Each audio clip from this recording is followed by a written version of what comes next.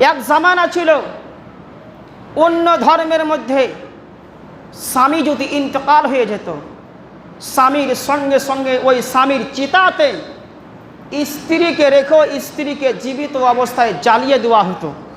কিন্তু ইসলাম ধর্ম এমনই একটি ধর্ম, আপনার ইসলাম ধর্ম কি শিক্ষা দিলেন?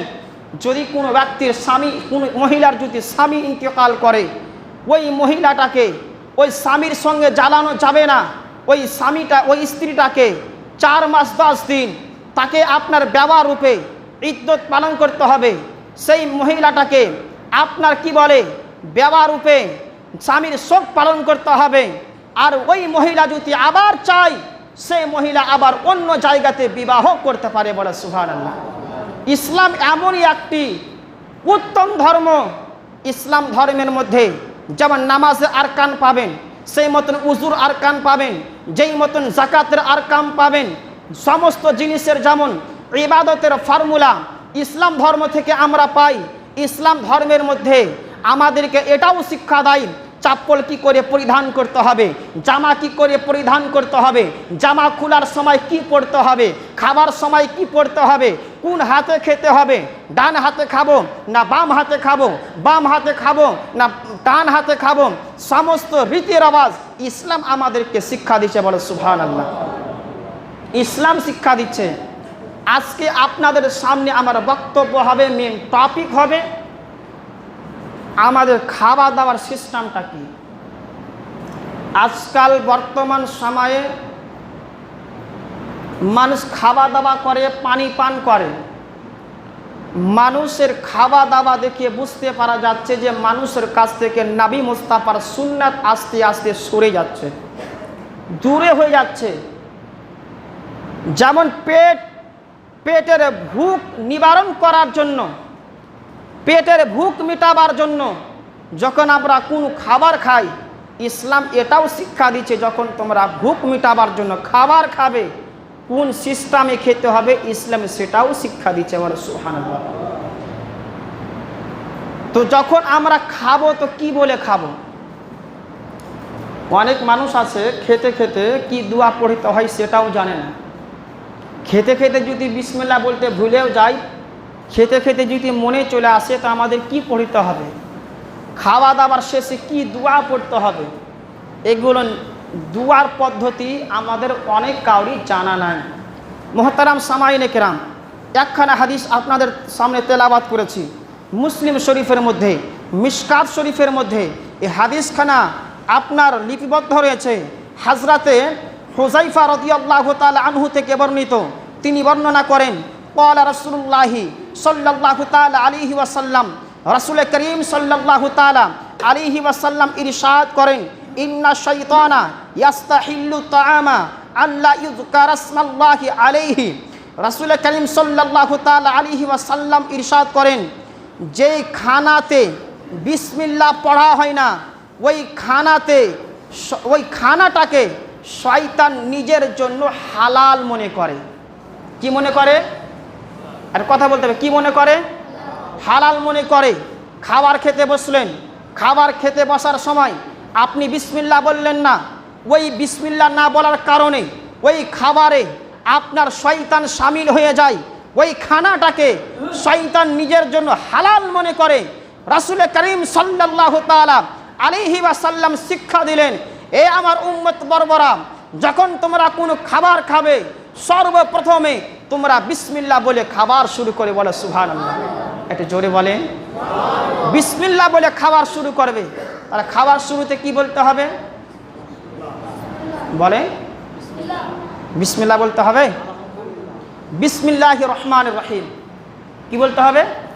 রাসূল করিম বললেন, যখন তোমরা খাবার খাবে, খাবার শুরুতে বিসমিল্লাহির রহমানির রহিম বলে খাবার শুরু করবে। আর যদি খাবার শুরু যদি বিসমিল্লাহ বলে না শুরু করো তো শয়তান তোমার সঙ্গে শামিল হয়ে যাবে। আর যেই কাজে শয়তান শামিল হবে, যে কাজে শয়তান অংশগ্রহণ করবে, ওই কাজে বরকত থাকবে? কাজে বরকত পাওয়া যাবে? ওই কাজে বরকত পাওয়া যাবে না। যেই কাজে শয়তান শামিল হবে বরকত থাকবে না, যে কাজে শয়তান শামিল হবে রহমত থাকবে না। যে কাজে শয়তান শামিল হবে ওই কাজ সাকসেসফুল হবে না। যেই কাজে আপনার শয়তান শামিল হয়ে যাবে আপনার ওই কামটা কামিয়াবি হবে না। তাই শয়তানকে যদি দূর করতে হয় খাবার থেকে, আপনাকে খাবার শুরুতে বিসমিল্লাহ বলতে হবে। তাহলে খাবার শুরুতে কি বলবেন? বিসমিল্লাহির রহমানির রহিম। মুহতারাম সামাইনে কেরাম, আমরা যখন খাবার খাবো কোন হাতে খাবো? ডান হাতে না বাম হাতে? ডান হাতে। মুহতারাম সামাইনে কেরাম, একটা জিনিস বুঝতে পারলাম, খাবার শুরুতে বিসমিল্লাহ বলতে হবে।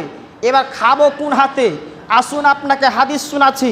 মুহতারাম সামাইনে কেরাম, এই হাদিসখানা মুসলিম শরীফের মধ্যে, মিশকাত শরীফের মধ্যে লিপিবদ্ধ করা হয়েছে। হযরত ইবনে উমর রাদিয়াল্লাহু তাআলা আনহুমা থেকে বর্ণিত, ক্বালা রাসূলুল্লাহি সাল্লাল্লাহু তাআলা আলাইহি ওয়াসাল্লাম, রাসূল করিম সাল্লাল্লাহু তাআলা আলাইহি ওয়াসাল্লাম ইরশাদ করেন, ইজা আকালা আহাদুকুম ফালইয়াকুন বিয়ামিনিহি ওয়া ইজা শারাবা ফালইয়াশরাব বিয়ামিনিহি। বলো সুবহানাল্লাহ। রাসূল করিম সাল্লাল্লাহু তাআলা আলাইহি ওয়াসাল্লাম ইরশাদ করেন, তোমাদের মধ্য থেকে যখন কোনো ব্যক্তি খাবার ইচ্ছা করবে সেই ব্যক্তি যেন ডান হাত দিয়ে খাবার খায়। বলো সুবহানাল্লাহ। কোন হাত দিয়ে? কোন হাত দিয়ে? ডান হাত দিয়ে খাবার খায়। এবং যদি কোনো জিনিস পান করার ইচ্ছা করে ডান হাত দিয়ে যেন খাবার খায়। মুহতারাম সামাইনে কেরাম, খাবার শুরুতে কি বলতে হবে? বিসমিল্লাহির রহমানির রহিম। আর বিসমিল্লাহ না পাঠ করলে কি হবে? শয়তান শামিল হয়ে যাবে। শয়তানকে খাবার থেকে দূর করার জন্য বিসমিল্লাহ পড়ে নিতে হবে। কোন হাতে খাবার খাবো? একটু জোরে বলেন না। ডান হাতে খাবার খাবো। এবার আপনাদের প্রশ্ন হবে, মৌলভী সাহেব এটা বুঝতে পারলাম খাবার শুরুতে বিসমিল্লাহ বলতে হবে শয়তানকে ভাগাবার জন্য, শয়তানকে দূর করার জন্য, যেন আমার কামে অংশগ্রহণ করতে না পারে, আমার খাবারে যেন সে ব্যক্তি শামিল হতে না পারে।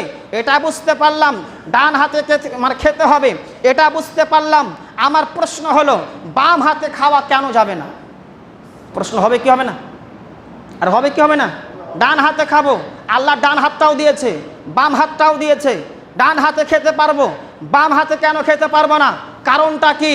রাসূল করিম সাল্লাল্লাহু তাআলা আলাইহি ওয়াসাল্লাম ইরশাদ করে বলছেন, হযরত ইবনে উমর রাদিয়াল্লাহু তাআলা আনহু থেকে বর্ণিত এই হাদিসখানাও মুসলিম শরীফ এবং মিশকাত শরীফের মধ্যে আপনার বর্ণনা করা হয়েছে।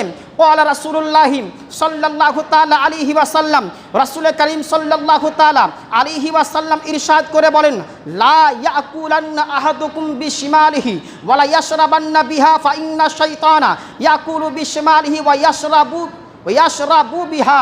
রাসূল করিম সাল্লাল্লাহু তাআলা আলাইহি ওয়াসাল্লাম ইরশাদ করেন, বলেন যখন কোনো ব্যক্তি কোনো জিনিস হাত দিয়ে কি বলছে, কোনো ব্যক্তি যেন বাম হাত দিয়ে না খায় আর বাম হাত দিয়ে যেন কি বলছে কুছ না খায়। কোনো ব্যক্তি বাম হাত দিয়ে যেন না খায় এবং বাম হাত দিয়ে যেন না পান করে। এই জন্য যে বাম হাতে খাওয়া দাওয়া এবং পান করা এটা শয়তানের কাজ। শয়তান পান করে, শয়তান খায় বাম হাতে, এই জন্য খাবো না। রাসূল করিম বলেন যে বাম হাতে শয়তান খাবার খায় এবং বাম হাতে শয়তান পান করে। রাসূল করিম সাল্লাল্লাহু তাআলা আলাইহি ওয়াসাল্লাম বলেন, এ আমার উম্মত বর্বরা, তোমরা শয়তানের মতন করে খেও না, শয়তানের মতন করে পান করিও না। কারণ যে বাম হাতে শয়তান খায়, বাম হাতে শয়তান পান করে, জানো তোমরা শয়তানের মতন করে না খাও, তার বিরোধিতা করো। এই জন্য তোমরা ডান হাতে খাবার খাও এবং তোমরা পান করো। বলো সুবহানাল্লাহ। বাম হাতে কে খায়? শয়তান খায়। এই জন্য বাম হাতে খেতে মানা আছে, বাম হাতে পান করতে মানা আছে। চা খাচ্ছেন, অনেক মানুষকে দেখছি এক হাতে বাম হাতে সিগারেট আর ডান হাতে চা দুটাই চলছে। বাম হাতেও চলছে, ডান হাতেও চলছে, ডান হাতেও খাচ্ছে, বাম হাতেও খাচ্ছে। মুহতারাম সামাইনে কেরাম, আজকে আমি আপনাকে বলতে চাই, বাম হাতে পাওয়ার বেড়ে হলো নাকি, বাম হাতে খাওয়া হচ্ছে শয়তানের কাম। মুহতারাম সামাইনে কেরাম, আজ বর্তমান সময়ে আজকে আমরা অনেক জায়গাতে দেখি আমরা শয়তানের কাম করি। আল্লাহ পাক বলেছেন শয়তান হচ্ছে তোমাদের জন্য খোলা দুশমন। মুমিনের জন্য কি বলেন? খোলা দুশমন, প্রকাশ্য দুশমন। আমি যদি বলি আপনার গ্রামে কোনো একজন ব্যক্তির সঙ্গে আমার দুশমনি হয়েছে, ওই ব্যক্তিটা যদি আমার সঙ্গে শত্রুতা করে, দুশমনি করে, তো ওই ব্যক্তিটা আমাকে শুধু খারাপ মনে করবে না, আমার কাজগুলোকেও খারাপ মনে করবে। যদি বিশ্বাস না করেন, এরকম ব্যক্তিকে দেখবেন যে একজন ব্যক্তিকে ঘৃণা করে, খারাপ মনে করে, তার সঙ্গে শত্রুতা আছে, তার সঙ্গে দুশমনি আছে। একজন দুশমনের সামনে যদি আর একজন দুশমনের যদি প্রশংসা করে, তো ওই ব্যক্তি বলবে, ওর যদি কর্মটা ভালো হয় তবুও বলবে হ্যাঁ ভালো হয়নি, ভালো হয়নি, কারণ ওর কামটাও পছন্দ নয়, যেহেতু ওর সঙ্গে আমার শত্রুতা রয়েছে, দুশমনি রয়েছে।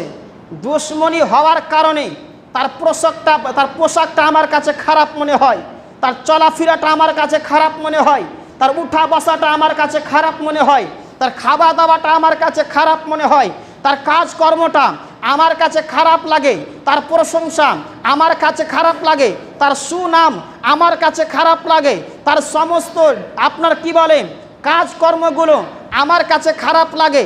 যে যার সঙ্গে দুশমনি করে, আল্লাহ রাব্বুল আলামিন বলেন, এ আমার মুমিন বান্দা বান্দিরা, শয়তান তোমাদের খোলা প্রকাশ্য দুশমন। তার মানে বুঝতে পারা গেল শয়তান আমাদের শত্রুতা, শয়তান হচ্ছে আমাদের দুশমন। শয়তানকে শুধু ঘৃণা করলে হবে না, শয়তানের কামগুলোকে আমাদেরকে ঘৃণা করতে হবে। করতে হবে কি হবে না? আরে বলেন না, করতে হবে কি হবে না? শয়তান যেহেতু আমাদের দুশমন, ইমানের দুশমন, সুযোগ পেলে ইমান ছিনিয়ে নেবে, শয়তান সুযোগ পেলে আমাদেরকে বরবাদ করে দিবে, শয়তান সুযোগ পেলে আমাদের সমস্ত আমলকে নষ্ট করে দিবে। তো শয়তান থেকে আমরা বাঁচবো কেমন করে? শয়তান থেকে আমরা বাঁচবো কেমন করে? আমি যদি বলি আপনাদের গ্রামে এমন একজন শক্তিশালী ব্যক্তি রয়েছে, যার নাম হচ্ছে আপনার আব্দুল করিম। ওই ব্যক্তিটা আপনার কি বলে নাম তো ভালো, কিন্তু সেই ব্যক্তিটা আপনার মানুষের সঙ্গে জুলুম করে। কি করে? জুলুম করে। মানুষকে দেখতে পেলে তার টাকা ছিনিয়ে নেয়, মানুষকে দেখতে পেলে তার প্রতি হামলা করে। এবার আমি অচেনা ব্যক্তি, আমি আপনাদের গ্রাম চিনি না, আমি আব্দুল করিমকে চিনি না, এই ব্যক্তিটা হচ্ছে শত্রু, আমার সঙ্গে জুলুম করবে। আমি কালিয়াচক থেকে আপনাদের গ্রামে আসব, আমি তো রামনগর চিনি না, রামনগরের মধ্যে যে আপনাদের একটি গ্রাম রয়েছে, ওই গ্রামের মধ্যে আব্দুল করিম নামে একজন ব্যক্তি মানুষের প্রতি জুলুম করে, আমি তাকে না চিনলে তার কাছ থেকে বাঁচতে পারবো? মানে ভাষা বুঝতে পারছেন না। আমি যে কোনো ব্যক্তির কাছ থেকে বাঁচবো, আমি তাকে যদি চিনতে না পারি, তার কাছ থেকে বাঁচতে পারবো? বাঁচতে পারবো না। মুহতারাম সামাইনে কেরাম, আমরা কি শয়তানকে দেখতে পাই? এটি বলেন না ভাই, শয়তানকে দেখতে পাই না। বাঁচবো কেমন করে বাঁচবো? শয়তানের কিছু কাজকর্ম রয়েছে, যেগুলো কাজ থেকে যদি আমরা বাঁচতে পারি তো শয়তান থেকে বেঁচে যাব। শয়তানের কিছু রাস্তা রয়েছে, ওই রাস্তা থেকে যদি আমরা বেঁচে যাই তো শয়তান থেকে বেঁচে যাব। এবার আপনি প্রশ্ন করবেন মৌলভী সাহেব, ওই কাজগুলো কি? মুহতারাম সামাইনে কেরাম, সুদ খাওয়া হারাম কাজ, গুনহার কাজ, জুয়া খেলা গুনহার কাম, মিথ্যা বলা গুনহার কাম, মানুষের প্রতি জুলুম করা গুনহার কাম, মানুষের সঙ্গে জেনা করা এটা হচ্ছে গুনহার কাম, খারাপ দৃষ্টিতে কারুর দিকে দেখা এটা হচ্ছে গুনহার কাম, কারুর দিকে খারাপ নজরে দেখা এটা হচ্ছে গুনহার কাম, কারুর জমিকে জবরদস্তি আপনার দখল করে করে নেওয়া এটা হচ্ছে গুনহার কাম, চুরি করা এটা হচ্ছে গুনহার কাম, মানুষের প্রতি অত্যাচার করা এটা হচ্ছে গুনহার কাম, মানুষের প্রতি হামলা করা এটা হচ্ছে গুনহার কাম, পরের জমিতে গায়ের জোরে রক্তের গরম দেখিয়ে মানুষকে মার্ডার করা এটা হচ্ছে গুনহার কাম। আপনার কি বলেন বিজনেসে আপনার কম জিনিস দিয়ে মানুষকে ঠকানো এটা হচ্ছে গুনহার কাম। আর এই গুনহার কামগুলো হচ্ছে শয়তানের কাম। আর এইগুলো কাম যখন আমরা করব তাহলে বুঝতে পারা গেল শয়তানকে আমরা দুশ্মন মনে করি না, আমরা বন্ধু মনে করি। আর এইগুলো কাজকে যখন আমরা ছেড়ে দিব তো বুঝতে পারবো আমরা শয়তানের রাস্তাকে ছেড়ে দিয়ে আমরা শয়তানকে শত্রু মনে করি, শয়তানকে। কিন্তু বর্তমান সময় রাখেন, ব্যবসা করতে যাবে নাপ তোলে কম বেশি করবে, শয়তানকে দুশ্মন মনে করে, শয়তানের কামগুলোকে মিঠা মনে করে। কি মনে করে? জোরে বলেন না, মিঠা মনে করে না? মিঠা যদি মনে না করে তাহলে শয়তানের যেগুলো ফর্মুলা আজকে আমরা ফলো করছি না অনেক কেউ। আজকে মুসলমানের ঘরে জন্ম নিয়ে যদি আপনাকে বলা হয় ভাই ঘুমাতে যাওয়ার দুয়াটা কি, মৌলভী সাহেব মুখস্থ করতে ভুলে গেছি। বাথরুম যাচ্ছেন তো দুয়াটা কি, মৌলভী সাহেব মুখস্থ করতে ভুলে গেছি। মুখস্থ হয় না মৌলভী সাহেব, চেষ্টা করছি, এত চেষ্টা করছি, মুখস্থই হয় না। আর যদি বলি উমুক ফিল্মের হিরোর নাম কি, বলছে মৌলভী সাহেব এটা আমরা ছোটো কালে দেখেছি, ছোট কালে দেখেছি, এখনো মনে আছে। ছোট কালে দেখেছি, এখনো মনে আছে। তো আর যদি বলি মৌলভী সাহেব, যদি বলে খাবার খেলেন তো খাবার শেষে কী দোয়া পড়তে হয়, মৌলভী সাহেব আমরা তো পড়াশোনা নাই, আমরা মুখস্থ করতে পারি না। মুখস্থ করতে কে মানা করেছে? পড়িতে কে মানা করেছে? হাসরের ময়দানে আপনার বাহানা চলবে না। রাসূল করিম বলেন প্রত্যেকটা নর এবং নারীর জন্য ইলমে দ্বীন শিক্ষা করা হচ্ছে ফরজ। কি বললাম? জোরে বলেন, কি বললাম? ফরজ। কতগুলো মিসাল দেব আপনাকে। ইনারা এখানে অনেকগুলো মানে জ্ঞানী গুণী ব্যক্তি রয়েছেন, একটি মিসাল দিয়ে শোনেন। মোটর সাইকেলের গ্যারেজে কোনদিন গিয়েছেন বা শোরুমে গিয়েছেন, নতুন একটি কার বা মোটর সাইকেল কিনলেন, খরিদ করে বাড়ি নিয়ে আসলেন, বা কোনো একটি মেশিন কিনলেন, তো দেখবেন ওই খাপের মধ্যে ছোট্ট একটা চুরকুট থাকে, ছোট্ট একটা। তো আমি প্রশ্ন করলাম এই চুরকুটটা কিসের জন্য? তো বলছে চুরকুটটা তাকে খুলো, তারপরে দেখো বুঝতে পারবে। চুরকুটটা খুললাম, তো আমি দেখতে পেলাম যে আমাকে এই মেশিনটা চালাবার পদ্ধতি কি করে চালাইতে হবে, কেমন করে বন্ধ করতে হবে, কেমন করে রাখতে হবে, কেমন করে হেফাজত করতে হবে, সমস্ত ডিটেলস আপনার ওই চুরকুটের মধ্যে লেখা রয়েছে। চুরকুটের মধ্যে লেখা রয়েছে যেন আপনি স্যার ফর্মুলা বুঝতে পারেন।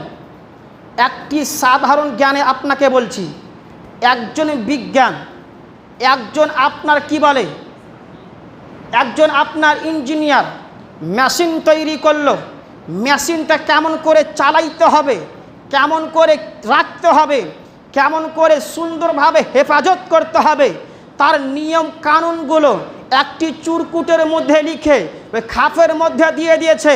মুহতারাম সামাইন কেরাম, যেন আপনার মেশিন চালাতে ভুল না হয়, যেন আপনার মেশিন চালাতে যেন মিস্টেক না হয়, যেন খারাপ না হয়ে যায়, যেন সুরক্ষিত থাকে, যেন হেফাজত থাকে। মানুষ নামে মানুষ রূপে রব্বুল আলামিন এই যে একটি ইঞ্জিল তৈরি করেছেন, একটি মেশিন তৈরি করেছেন, মায়ের পেট থেকে দুনিয়ার বুকে পাঠালেন।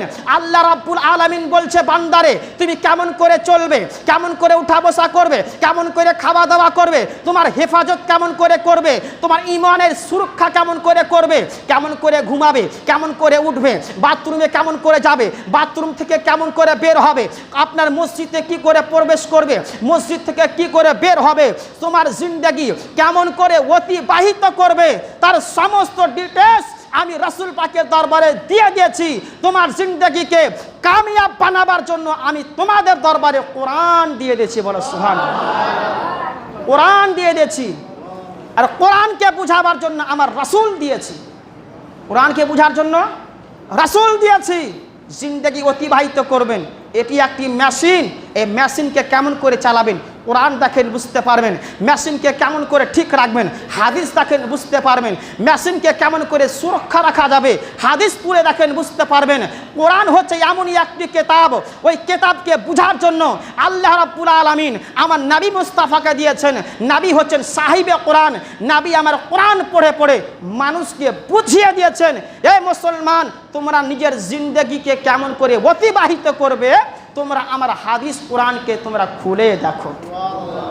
আজকে আমরা কোরআন না বুঝার কারণে, হাদিস না বুঝার কারণে আমাদের জিন্দগি আজকে জেনার আড্ডাতে কাটছে। আজকে আমরা কোরআন হাদিস না বুঝার কারণে বেধর্মীদের মতন আমাদের জিন্দগি কাটছে। কোরআন হাদিস না বুঝার কারণে আজকে আমাদের জীবন আপনার কি বলে এতটা আপনার ক্ষতিগ্রস্তর মধ্যে হয়ে গেছে যে আমরা আর জিন্দগিতে সুখ খুঁজে পাই না। তো কি বলতেছিলাম, শয়তান হচ্ছে আমাদের, শয়তান আমাদের প্রকাশ্য দুশ্মন। তো যেমন দুশ্মন থেকে বাঁচতে হবে, দুশ্মনের কাম থেকেও বাঁচতে হবে। খাবার শুরুতে কি পড়তে হবে? বিসমিল্লাহির রহমানির রহিম। আচ্ছা একটা প্রশ্ন বলেন তো, উত্তর দিন। খাবার খেতে গেলে কয়েকটি যখন কথা আসলে বলে দিই, খাবার খেতে খেতে প্রথমে বিসমিল্লাহ বলতে ভুলে গেছে, তো শয়তান তো শামিল হয়ে গেছে, হয়েছে কি হয়নি? এবার শয়তানকে দূর করার জন্য কি দোয়া পাঠ করবেন?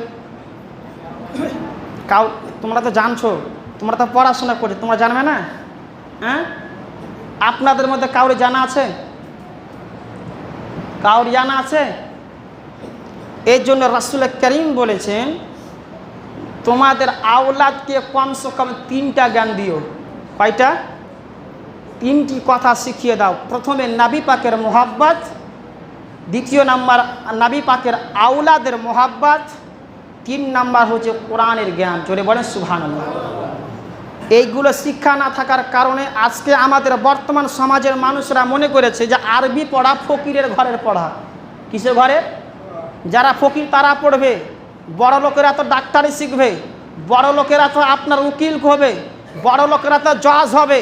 কিন্তু মুসলমান শুনে রাখুন, যে ব্যক্তিটার মধ্যে কোরআনের জ্ঞান আছে, যেই ব্যক্তির মধ্যে হাদিসের জ্ঞান আছে, ওই ব্যক্তি যখন ডাক্তারি করবে কাউরি কিডনি চুরি করে খাবে না, বরং সেই ব্যক্তিটা ইসলামিক জ্ঞান দিয়ে খোদার উপরে ভরসা করে আপনার ট্রিটমেন্টটা সঠিকভাবে করার চেষ্টা করবে। বুঝতে পারলেন? ডাক্তারি শিখান, ডাক্তারি শিখার আগে ইসলামের কালচার শিখান। ওই ব্যক্তির মধ্যে যখন ইসলামের কালচার থাকবে ডাক্তারিটা ভালোভাবে করবে, কারোর কাছে ঘুষ খেয়ে বেইমানি করবে না, ডাকাতি করবে না। আজকে বর্তমান সময়ে ভদ্র চোর পাওয়া যায়, ভদ্র চোর যাদেরকে চোর বলা যায় না, কিন্তু ওরা চুরি করে ফেরা। তো মোহতারাম সামাইনে কিরাম, তো এই 3টি জিনিস আমাদেরকে শিক্ষা করতে হবে। তো কি বলছিলাম, বিসমিল্লাহ বলতে ভুলে গেলে কি করবেন? কাউর জানা নাই? একটি কিতাবের নাম বলছি, বাংলাতে বেরিয়েছে, বইটার নাম হচ্ছে হুজুরের দোয়া। কি বললাম? হুজুরের দোয়া। খাবার কি দোয়া, খাবার শেষে কি দোয়া, ঘুমাবার কি দোয়া, বাথরুমে ঢোকার কি দোয়া, বাথরুম থেকে বের হবেন তার কি দোয়া, মসজিদে ঢুকবেন তার কি দোয়া, মসজিদ থেকে বের হবেন তার কি দোয়া, মুসাফা করবেন তার কি দোয়া, সমস্ত দোয়াটি লেখা রয়েছে। যদি কোনো ব্যক্তি বিসমিল্লাহ বলতে ভুলে যায়, ওই ব্যক্তির যদি বিসমিল্লাহ মনে চলে আসে যে আমি বিসমিল্লাহ বলতে ভুলে গেছি, ওই ব্যক্তিটা খেতে খেতেই বলবে বিসমিল্লাহি আউয়ালিহি ওয়া আখিরি। কি বলবে? বিসমিল্লাহি আউয়ালিহি ওয়া আখিরিহি। খাবার শেষে কি দোয়া, মুহতারাম সামাইনে কেরাম, এইগুলো জিনিস শিখতে হলে একটু সময় নিয়ে শিখতে হবে। তো বিসমিল্লাহ খাবার শুরুতে বলতে হবে, বুঝতে পারলেন? খাবার শেষে কোনো দোয়া যদি না পারেন কমসে কম এতটুকু বলবেন আলহামদুলিল্লাহ। কি বলবেন? জোরে বলেন, কি বলবেন? জোরে বলেন, কি বলবেন? আলহামদুলিল্লাহ। বুঝতে পারলেন? আর ডান হাতে খাবেন না বাম হাতে খাবেন? ডান হাতে খাবেন, বাম হাতে খাবেন না। ছোট্ট একটি প্রশ্ন উত্তর দিয়ে আমার বক্তব্য শেষ করব। হ্যাঁ দিচ্ছি। এটা যেহেতু হাদিস ছিল অনেকগুলো বলার, একটি প্রশ্নের উত্তর দিয়ে বক্তব্য শেষ করব। মনে করেন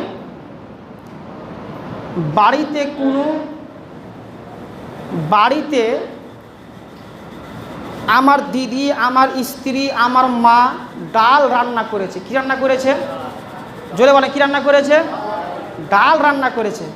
বা দোকানে বসে চা খাচ্ছেন, ওই ডালে ওই চায়ের মধ্যে দেখছেন হঠাৎ করে একটা মাছি বসে গিয়েছে। কি বসেছে? মাছি, খাবারে মাছি বসে গিয়েছে।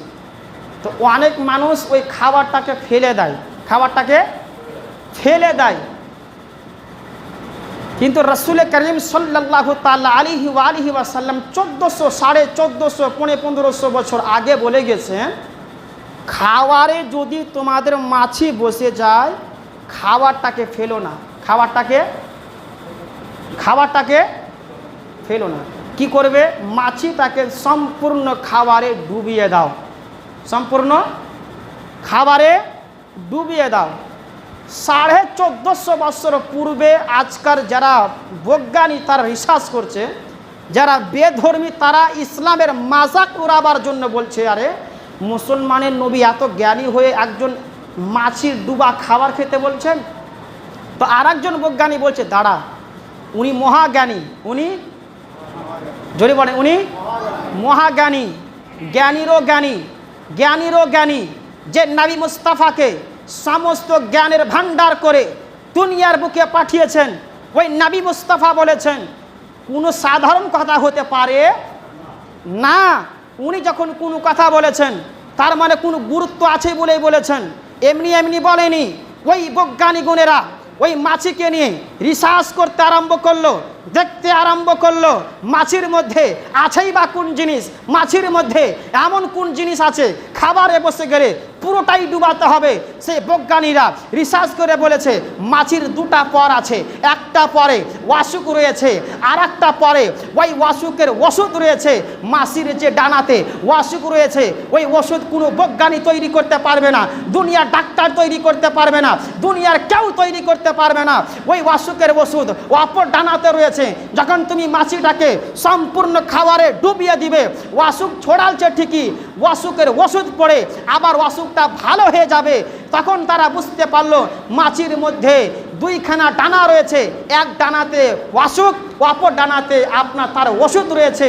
রাসূল করিম বলেছেন যখন কোনো মাছি খাবারে বসে, যে ডানাতে আপনার ওয়াসুক রয়েছে সব আগে ওই ডানার ভরে বসে, ওয়াসুকটা ছড়িয়ে দেয়। আর ওই খাবার যদি তোমরা খাও ওয়াসুক হতে পারে, অসুস্থ হয়ে যাবে, বিমার হয়ে যাবে, অসুস্থ হয়ে যাবে। তোমরা সম্পূর্ণ ডুবিয়ে দাও, ওই ওয়াসুকের মধ্যে ওষুধও চলে আসবে, খাবারটা খাবে, তোমাদের কোনো অসুবিধাই হবে না। তারা বলছে 14.5 বছর আগে নবী মুস্তাফা, ওই জামানাতে কোনো মেশিন ছিল না, দূরবীন ছিল না, উনাকে আল্লাহ এত জ্ঞানের ভান্ডার করে পাঠিয়েছেন। 1450 বছর আগে এই জিনিসটা বলে চলে গিয়েছেন। আজকে বর্তমান সময় অনেক যারা বৈজ্ঞানিক বেধর্মী নবী মুস্তাফার একটা জিনিসে রিসার্চ করে তারা মুসলমান হচ্ছে। এই যে দাড়ি রাখছেন, দাড়ি যে রাখছেন, জানেন কি এত গুণ আছে? তারা রাসূল করিম বলেছেন দাড়ি রাখা সুন্নাতে মুআক্কাদা, সুন্নাতে মুআক্কাদা, দাড়ি রাখতেই হবে। প্রশ্ন করবে মৌলভী সাহেব দাড়ি রাখতেই হবে, কারণ কি? দাড়ি রাখাটা শুধু নেকি নয়, এর মধ্যে একটা গুণ আছে, বলবো একটা গুণ আছে, বলবো কি? কেউ বলছে, কেউ বলছে না, বলবো কি গুণটা? একজন ব্যক্তি 100 টাকা দেন তো।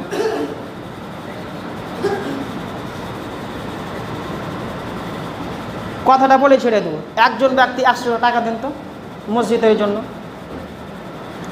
দারুণ কথা রয়েছে, যদি আপনি শুনেন তো মনে করবেন যে কালকে থেকে আমিও দাঁড়িয়ে রাখবো। 100 টাকা কেউ দিবেন না? ওই যে মামা আমার 100 টাকা দিয়েছেন, দাদু আমার 100 টাকা, দুইজন হলো, এদিকে দাদা 100 টাকা মসজিদের জন্য, এটা কারোর জন্য নয়, মসজিদের জন্য 3 জন হয়েছে। আচ্ছা, আর 2 জন দিয়ে 5 জন পুড়িয়ে দেন না,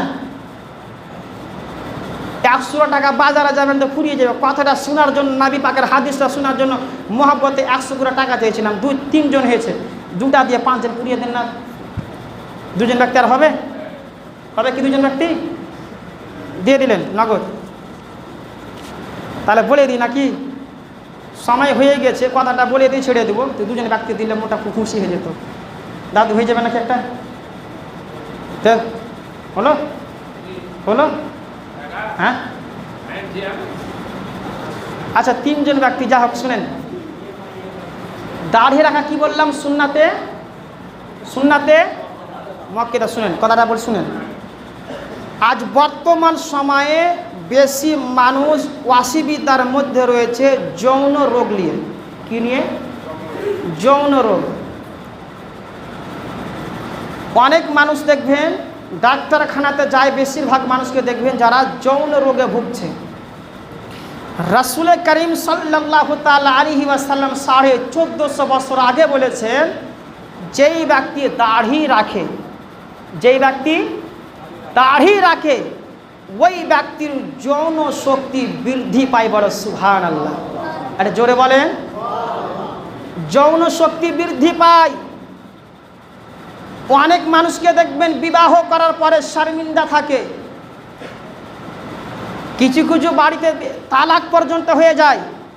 এই কারণে, যৌন রোগ হওয়ার কারণে রাসূল করিম বলেছেন দাড়ি রাখো, নেকিও আছে, কিন্তু দাড়ি রাখাতে কি একটা গুণ আছে? যৌন রোগ যেটা আছে কোনোদিন হবে না। যৌন শক্তি বাড়বে শরীরে, একটা যৌন শক্তির একটা গুণ আলাদাই হবে। বলে সুবহানাল্লাহ। হ্যাঁ, দাড়ি রাখার অনেকটা গুণ রয়েছে। আজকে দেখবেন বর্তমান সময় যারা সিনেমা করে দেখছে, তারাও দাড়ি পর্যন্ত রাখতে রেখেছে। দাড়ির গুণ দেখে, খাবার গুণ দেখে, সুন্নাতগুলোকে রিসার্চ করে বেধর্মীরা আপনার মুসলমান হচ্ছে। কিন্তু আমরা মুসলমানের ঘরে জন্ম নিয়ে সুন্নাতগুলো বুঝতে পারছি না। আজকে আপনার কি বলে, নাপিতের কাছে গিয়ে ছিঁড়ে ফেলে দিচ্ছি, দাড়ি ভালো করে রাখছি না। দাড়ি রাখার গুণ একটা রয়েছে, অনেক পাওয়ার রয়েছে, অনেক গুণ রয়েছে। যেই ব্যক্তির মুখে দাড়ি রয়েছে ওর দেহর শক্তি হচ্ছে আলাদা। ওর দেহ, সমস্ত সাহাবাই কেরামগণ 1300 কি বলে বদরের যুদ্ধে 313 জন সাহাবী, 900 জন কাফিরেরা, 900 জন কাফির 313 জন সাহাবীর কাছে টিকতে পারেনি। কারণ কি? নবী মুস্তাফার সুন্নাতের প্রতি আমল করেছে। তাদের মধ্যে আমার আল্লাহ তাআলা এতটা শক্তি পাওয়ার দিয়েছেন যে কোনো সাহাবীর কাছে কোনো কাফির টিকতেই পারে না। তো যাই হোক বেরাদর ইসলাম ধর্মটা আমাদের খুব সুন্দর ধর্ম। ফর্মুলা, নিয়মগুলো আমাদের জন্য কোন উপকারী জিনিস। আল্লাহ যেন আমাদের সকলকে বুঝার তৌফিক দান করেন। সকলেই বলি আল্লাহুম্মা আমিন। ওয়া মা আলাইনা ইল্লাল বালাগ। আসসালামু আলাইকুম ওয়া রাহমাতুল্লাহ।